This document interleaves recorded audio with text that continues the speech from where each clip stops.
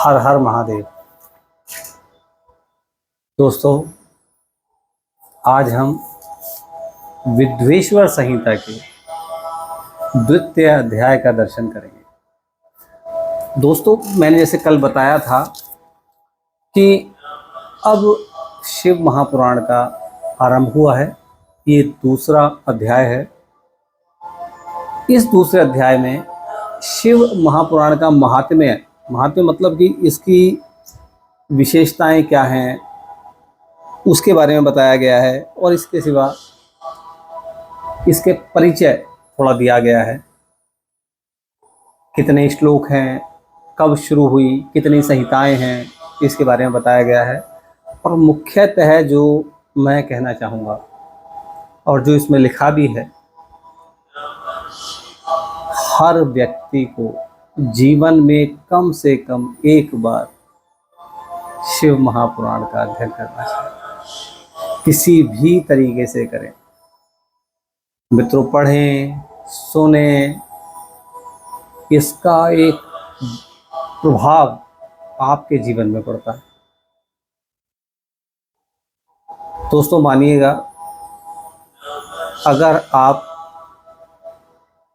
Pressure में हैं, अगर आपका व्यापार नहीं चल रहा है, अगर आप मानसिक रूप से परेशान हैं, कुछ घर के क्लेशों से परेशान हैं या किसी भी चीज़ से परेशान है, एक बार अगर आप शिव महापुराण मन लगा के पढ़ लेते हैं तो मैं समझता हूँ कि कोई सा ऐसी समस्या नहीं है जो इसके अंदर नहीं है, जिसका समाधान इसमें नहीं है। ये तो बहुत संक्षिप्त में है। इसके बारे में बताया गया कि इसके 12 भाग हैं। पहले इसके 12 भाग थे, और इसके 12 जो भाग थे उनका नाम थोड़ा सा मैं आपको बता दूं।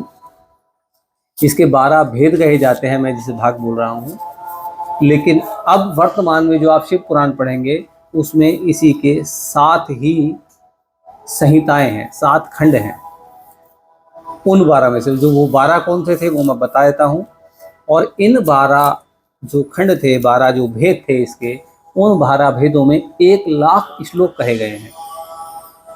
इसके अतिरिक्त ये कहा गया है कि जब पूर्व काल में जब शिव जी ने इसकी रचना की थी, तब उसमें 100 करोड़ श्लोक थे। इतनी विस्तृत थी कि संपूर्ण जगत इसमें निहित था। तब 100 करोड़ श्लोक महादेव के द्वारा कहे गए हैं। उसके बाद इसे जो त्रेता युग हुआ है, त्रेता युग के जो व्यास जी हुए थे, उन व्यास जी द्वारा इसे 4,00,000 श्लोकों में संक्षिप्त करा गया था। उसके बाद जैसे जैसे समय परिवर्तित होता गया, उसके बाद इसे 1,00,000 श्लोकों में कहा गया, जिसके 12 भाग कहे गए। वो 12 जो भाग हैं, इसके भेद हैं, वो मैं बता देता हूँ उनके नाम। इसमें पहला भेद है जो हम शुरू कर रहे हैं, पहला खंड विद्वेश्वर संहिता। इसमें 10,000 श्लोक हैं। इसके 10,000 श्लोक कहे गए हैं। इसके सिवा दूसरी जो आती है वो कहलाती है रुद्र संहिता, जिसमें कि 8,000 श्लोक हैं। इसके अतिरिक्त विनायक संहिता है, जिसमें कि 8,000 श्लोक हैं। इसके अतिरिक्त उमा संहिता है, उसमें भी 8,000 श्लोक हैं। उसके अतिरिक्त मात्र संहिता है, जिसमें कि 8,000 श्लोक हैं। उसके अतिरिक्त एकादश रुद्र संहिता है, जिसमें कि 13,000 श्लोक हैं। इसके अतिरिक्त कैलाश संहिता है, जिसमें 6,000 श्लोक हैं। 8वें नंबर पे आती है शतरुद्र संहिता, जिसमें 3,000 श्लोक कहे गए हैं। इसके बाद कोटि रुद्र संहिता, जिसमें 9,000 श्लोक कहे गए हैं। इसके बाद सहस्त्र कोटि रुद्र संहिता है, जिसमें 11,000 श्लोक कहे गए हैं। इसके बाद वायव्य संहिता है, जिसमें 4,000 श्लोक कहे गए हैं। और अंतिम जो 12वां भाग है इसका, उसे धर्म संहिता है, जिसमें कि 12,000 श्लोक कहे गए हैं। जिनका जो योग होता है वो कुल मिला के 1,00,000 श्लोक होता है। लेकिन वर्तमान में यह 24,000 श्लोकों में इसे संक्षिप्त कर दिया गया है, और इसके उन 12 में से 7 ही भाग अब वर्तमान में शिव पुराण में है। लेकिन उनमें भी वर्तमान के लिए संपूर्ण जानकारी, संपूर्ण जगत उसके अंदर आपको दिखेगा। कोई सा आपका ऐसा मन का प्रश्न नहीं होगा जिसका उत्तर उसमें ना मिल जाए आपको। इसके अतिरिक्त अब जो वर्तमान में है मैं उसके बारे में भी बता देता हूँ। वर्तमान में इसमें जो 7 जो इसकी संहिताएं हैं उसमें पहली तो हम शुरुआत कर ही चुके हैं आज, जिसका दूसरा अध्याय है विद्वेश्वर संहिता। द्वितीय जो है वो है रुद्र संहिता। तृतीय जो है तीसरी शतरुद्र संहिता। चतुर्थ जो है कोटि रुद्र संहिता। और 5वीं जो है उमा संहिता, जो मैं इस समय पढ़ रहा हूँ वर्तमान में वो उमा संहिता पढ़ रहा हूँ, पंचम उमा संहिता। 6ठी है कैलाश संहिता और 7वीं है वायव्य संहिता, जिसमें कुल मिला के 24,000 श्लोक हैं।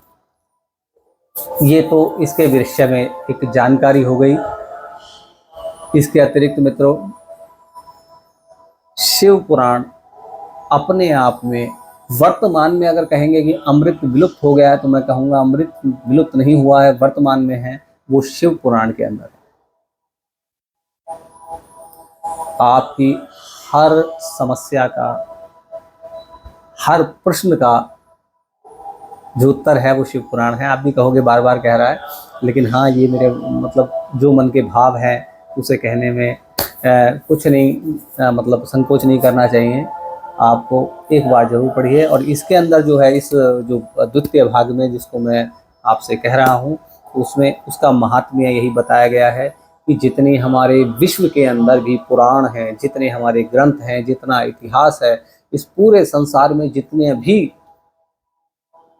महाग्रंथ हैं या इतिहास है या छोटी से बड़ी पुस्तक कुछ भी है, वो शिव पुराण के सामने किंचित मात्र है। अब आप समझ सकते हो। इसके अतिरिक्त इसमें बताया गया है ब्रह्म हत्या से छुटकारा पाने का भी जो रास्ता है वो शिव पुराण का माध्यम ही है। महादेव को जो व्यक्ति मानते हैं, और मैं तो कहता हूं कि महादेव को ही लोग सब मानते हैं, जब आप शिव पुराण का पाठ करें तो सर्वप्रथम उस पुस्तक को, शिव पुराण जो पुस्तक होगी उसको शिव जी का दर्जा देते हुए शिव से आराधना करिएगा, शिव से प्रे करिएगा, प्रार्थना करिएगा कि हे महादेव, हम आपको इस पुस्तक में देखते हैं, अपना हम पे कृपा बनाए रखें।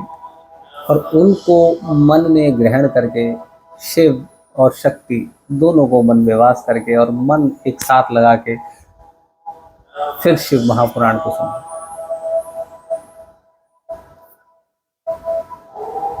ये जो बात कही थी मैंने कि आपको हर प्रश्न का उत्तर इसमें मिलेगा, ये थोड़ी सी इस पुस्तक में नहीं लिखी है। ये जो कुछ बातें इसमें ऐसी भी है जो मैं अपने मन से कह रहा हूँ। तो इसी के साथ जो बहुत जैसे उन्होंने सबने संक्षेप किया तो मैंने भी अगर इसे पढ़ेंगे तो इसे आधा घंटे में पढ़ा जाएगा, और मैंने इसको 2, 4, 5, 10 मिनट में संक्षेप में कह दिया है। इसका सार जो है वो यही है जो मैंने कहा है। इसी के साथ अगले भाग में मिलेंगे। हर हर महादेव, घर घर महादेव।